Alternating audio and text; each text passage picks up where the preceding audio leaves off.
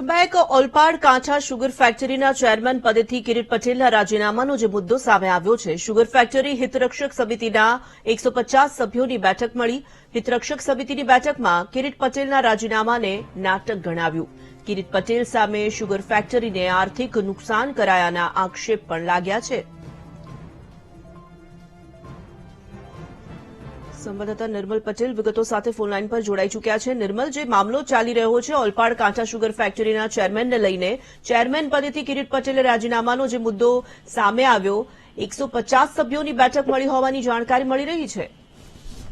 જી ચોક્કસથી તોરલ ઓલપાડના ખેડૂતોની જીવાદોરી સમાન એવી ઓલપાડ કાંઠા સુગર ફેક્ટરીના જે ચેરમેન હતા કિરીટ પટેલ, તેમણે પોતાના પ્રમુખ પદેથી રાજીનામું આપ્યું હતું। ગત રોજ કાંઠા સુગર ખાતે બોર્ડ ઓફ ડિરેક્ટરોની મિટિંગ મળી હતી, જેમાં કિરીટ પટેલનું રાજીનામું જે આપ્યું હતું તેને નામંજૂર કરવામાં આવ્યું હતું।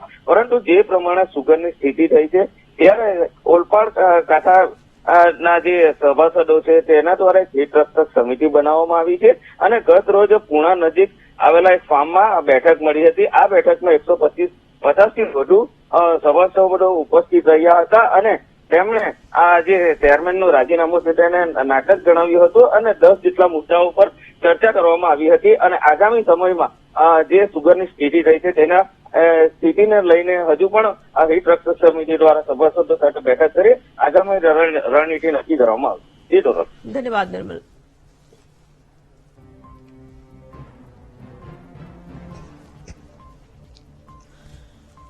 બેઠકમાં કિરીટ પટેલના રાજીનામાને નાટક ગણાવવામાં આવ્યું।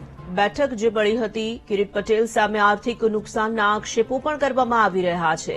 સમગ્ર મામલો છેલ્લા કેટલાય દિવસથી ગરમાયો છે। શુગર ફેક્ટરીના ચેરમેન પદેથી કિરીટ પટેલે રાજીનામું ધરી દીધું। હિતરક્ષક સમિતિના 150 સભ્યોની ત્યારબાદ બેઠક મળી હતી।